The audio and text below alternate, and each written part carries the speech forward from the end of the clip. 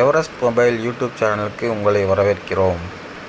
இன்றைக்கி நாம் பார்க்க போகிறது போக்கோ X3 மாடலில் டிஃபால்ட்டாக வரக்கூடிய ஃப்ரண்ட் கேமரா ஓப்பன் ஆகாத ப்ராப்ளமும் ரிங்கர் அடிக்காத ப்ராப்ளமும் நாம் சால்வ் பண்ண போகிறோம் லைவாக. நண்பர்களெல்லாம் முழு வீடியோ போட சொல்லி வேண்டுகோள் கேட்டதுக்காக வேண்டி இன்றைக்கி நான் லைவாகவே அந்த ஒரு மொபைலை ரெடி பண்ணி ஒரு வீடியோவை எடுத்து உங்களுக்கு போட்டிருக்கேன். பார்த்தீங்கன்னு சொன்னால் போக்கோ X3 ஸ்க்ரீனில் பார்த்துக்கிங்க. ரிங்டோன் போய் ப்ளே பண்ணுறோம். பட் ரிங்டோன் பார்த்தாலும் ப்ளே ஆகலை, சவுண்டு எதுவுமே கேட்கலை. ஃப்ரண்ட் கேமரா ஓப்பன் பண்ணாலும் ஃப்ரண்ட் கேமரா ஓப்பன் பண்ணும்போது ஹேங் ஆகிரும். பட் பேக் கேமரா ஒர்க் ஆகுது. ப்ளே பண்ணும்போது எந்த விதமான சவுண்டும் கேட்காது. இதுதான் போக்கோ X3யில் டிஃபால்ட்டாக வரக்கூடிய ஒரு ப்ராப்ளமாக இருக்குது. அதை இன்றைக்கி சால்வ் பண்ண போகிறோம். ஃபஸ்ட்டு ஃபோனை கழட்டியாச்சு. போர்டை மாட்டி அதில் இருக்கக்கூடிய அந்த சிபியூவில் இருக்கக்கூடிய சுற்றி இருக்கக்கூடிய க்ளூவை ரிமூவ் பண்ணுறோம். இந்த ஒர்க் ரொம்ப மைன்யூட்டாக பார்க்க வேண்டிய வேலை. ஸோ இதை பார்த்துட்டு யாரும் நீங்கள் ட்ரை பண்ணாதீங்க. முறைப்படி இதுக்கு கற்றுக்கிட்டு அதுக்கப்புறம் தான் இது வேலை பார்க்க முடியும். ஏன்னா சிபியூ அப்படிங்கிறது மொபைலில் மொத்த வேலையும் பார்க்கக்கூடியது இந்த ஒரு ஐசி மட்டும்தான். ஸோ இதை நம்ம கலட்டும் போது டேமேஜ் பண்ணிட்டாலோ அல்லது சரியாக கலட்டி ஒரு சரியாக மாட்டலை அப்படின்னாலோ ஒட்டுமொத்த மொபைலே வேஸ்ட் ஆகிரும். அப்புறம் மொபைலை நம்ம யூஸ் பண்ண முடியாது. ஸோ முறையான ஒரு பயிற்சி இல்லாமல் இதை யாரும் ட்ரை பண்ண வேணாம். இப்போ அந்த சிபியூவை சுற்றி இருக்கக்கூடிய அந்த க்ளூவை நம்ம முதல்ல ரிமூவ் பண்ணுவோம். இந்த மாதிரி நம்ம ஹீட்டு காமிச்சிட்டேவும் அந்த க்ளூவை ரிமூவ் பண்ணணும். ஹீட் அதிகமாகவும் போயிடக்கூடாது, ஏரும் அதிகமாகவும் போயிடக்கூடாது. அப்படி போச்சுன்னு சொன்னால் பக்கத்தில் இருக்க காம்போனன்ட்ஸ் எல்லாம் ப்ராப்ளம் ஆயிரும்.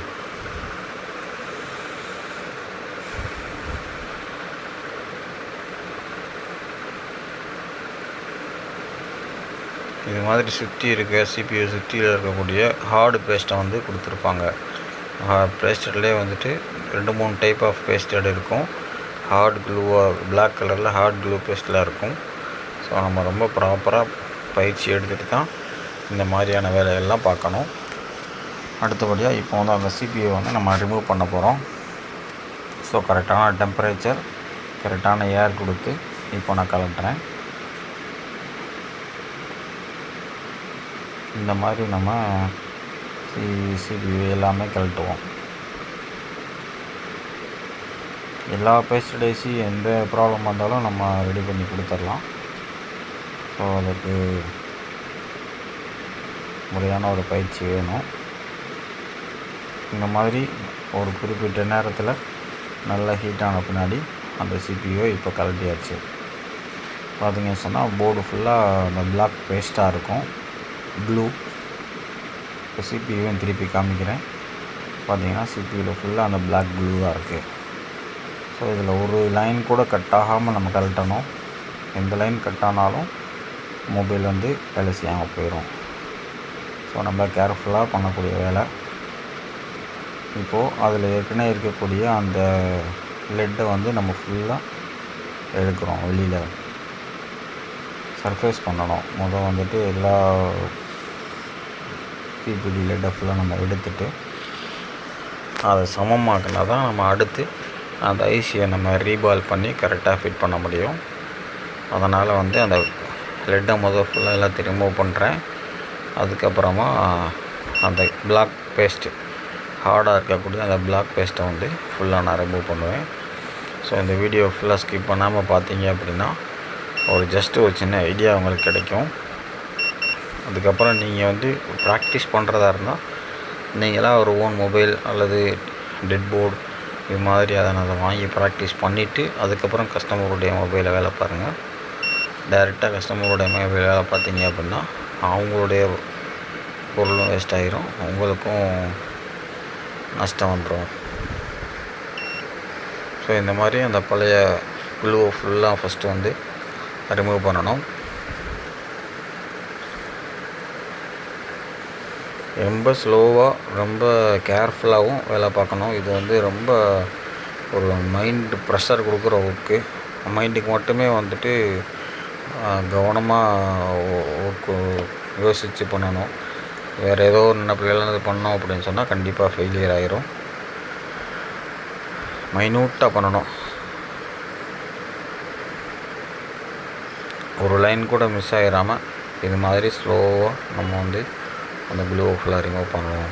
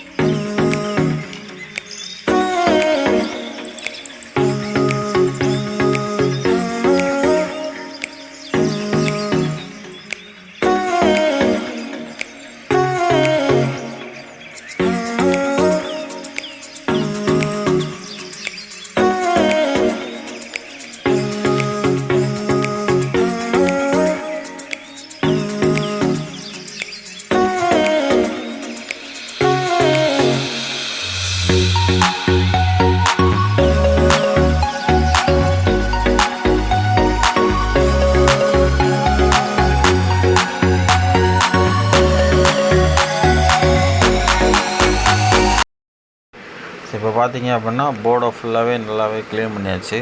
அந்த லெட் எல்லாத்தையும் எடுத்தாச்சு. ஐசியும் நல்லா கம்ப்ளீட்டாக க்ளீன் பண்ணிவிட்டு ரீபால் பண்ணியாச்சு.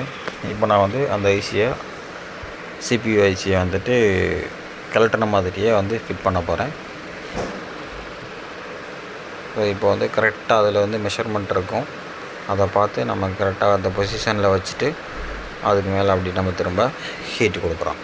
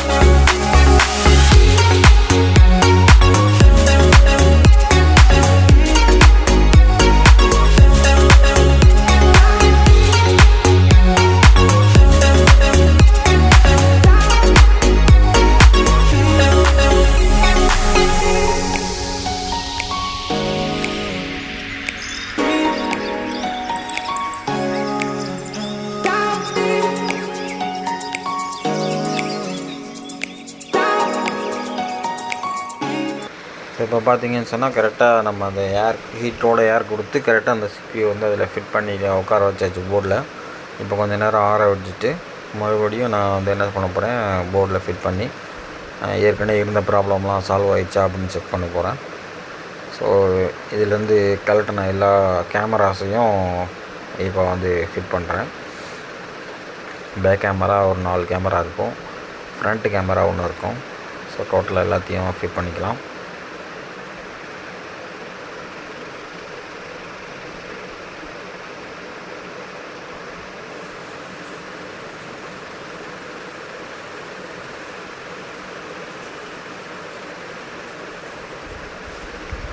ஒவ்வொரு கேமராவும் அதோட கனெக்டரில் கரெக்டாக ஃபிட் பண்ணணும்.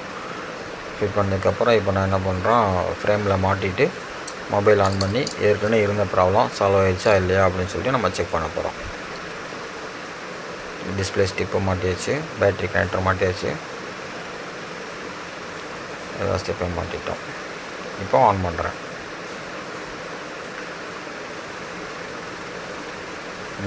மொபைல் ஆன் ஆயிடுச்சு. நம்ம ஏதாவது தப்பு பண்ணியிருந்தோம், நம்ம சிபியூ வந்து கழட்டும் போது ப்ராப்ளம் ஏதாவது பண்ணியிருந்தோம், ஹீட் அதிகமாக கொடுத்துட்டோம் அல்லது ஏர் அதிகமாக கொடுத்துட்டோம்னு சொன்னால் மொபைலே ஆன் ஆகாமல் போகிறதுக்கான சான்சஸ் இருக்குது. ஸோ கேர்ஃபுல்லாக வந்துட்டு சர்வீஸ் பண்ணுறவங்க இதை ட்ரை பண்ணுங்கள். கஸ்டமர்ஸ் யாராக இருந்தாலும் நீங்கள் இந்த ப்ராப்ளம் இருந்துச்சுன்னு சொன்னால் நமக்கு பார்சல் மூலமாகவும் அனுப்பி விடலாம். தமிழ்நாட்டிலையோ அல்லது வேறு எங்கே இருந்தாலும் சரி, இந்த ஸ்க்ரீனில் தெரிகிற நம்பருக்கு நீங்கள் மெசேஜ் அனுப்பி அட்ரஸ் வாங்கிக்கோங்க. கொரியர் அனுப்பி விட்டீங்க அப்படின்னு சொன்னால் அடுத்த நாளே உங்களுக்கு ரெடி பண்ணி மறுபடியும் உங்களுக்கு கொரியர் அனுப்பிடலாம். எல்லா ஊர்லேருந்தும் கொரியர் வந்துட்டு தான் இருக்குது. எல்லாமே சால்வ் பண்ணிகிட்ருக்கோம். இப்போ பார்த்தீங்கன்னா இப்போ நம்ம மெனு ஓப்பன் ஆகிறோம்.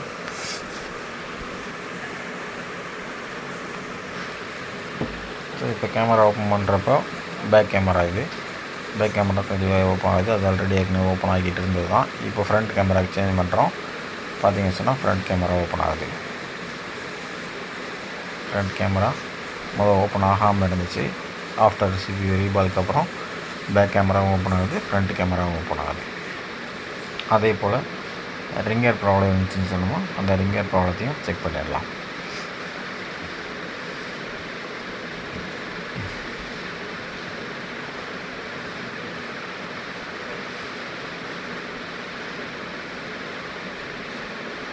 செட்டிங்ஸை ஓப்பன் பண்ண வேண்டியதான். ரிங்கருக்குள்ளே போங்க.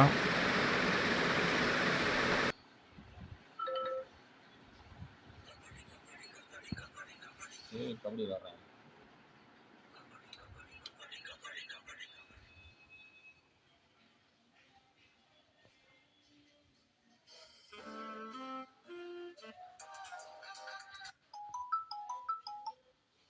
Ringer and front camera working. Thanks for watching friends. இந்த சேனலை சப்ஸ்கிரைப் பண்ணாதவங்க சப்ஸ்கிரைப் பண்ணிடுங்க. பெல் பட்டனை கிளிக் பண்ணிடுங்க.